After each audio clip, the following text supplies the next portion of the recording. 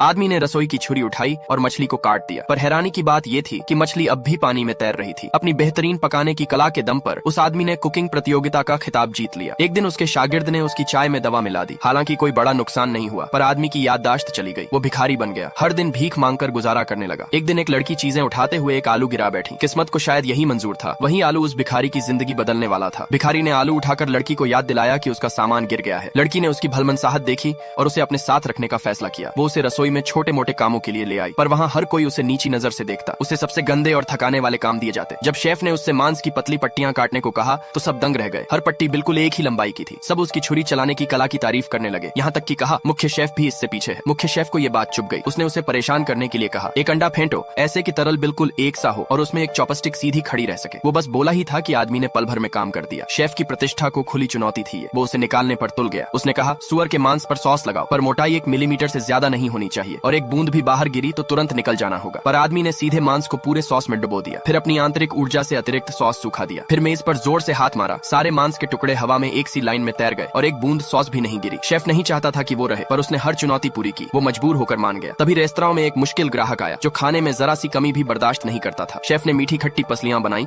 और आदमी को परोसने को कहा, पर आदमी ने देखा कि सॉस बहुत गाढ़ा था जो ग्राहक का स्वाद बिगाड़ देगा। शेफ गुस्से से भर उठा, कहा कि उसे उसके व्यंजन पर बोलने का हक नहीं है। उसी समय लड़की अंदर आई और बोली कि जल्दी डिश ले जानी है। वो खुद ही डिश उठाकर बाहर चली गई। मालिक को लगा ग्राहक को डिश पसंद आएगी, पर उसने आते ही थूक दिया। बोला, स्वाद बेहद घटिया है। वो ग्राहक बहुत प्रभावशाली था, उसकी राय से रेस्तरां की किस्मत तय हो सकती थी। मालिक घबराया, लड़की से कहा कि शेफ से कहो फिर से डिश बनाए, पर वही शेफ की स्पेशलिटी थी और वो इससे बेहतर नहीं बना सकता था। तभी सबका ध्यान कटिंग की आवाज पर गया। शेफ ने देखा और आदमी को डांटा कि वो बीच में बाधा डाल रहा है, पर लड़की ने गौर किया। उसके हाथ का दबाव हर बार बराबर था। ऐसी महारत सिर्फ किसी पुराने निपुण शेफ में होती है। उसने तय किया, अब आदमी ही पकाएगा। थोड़ी देर में उसकी बनाई डिश ग्राहक के सामने थी। ग्राहक उसकी शक्ल से खुश नहीं हुआ। अचानक आदमी ने एक हथौड़ा निकाला और मिट्टी की परत तोड़ दी। खुशबू हॉल में फैल गई और महक जैसे हवा में उड़ता हुआ फीनिक्स बन गई। ग्राहक बेसब्री से चखने ही वाला था कि तभी एक और हादसा हो गया। सब्सक्राइब कर लो, अगला पार्ट जल्द ही आएगा।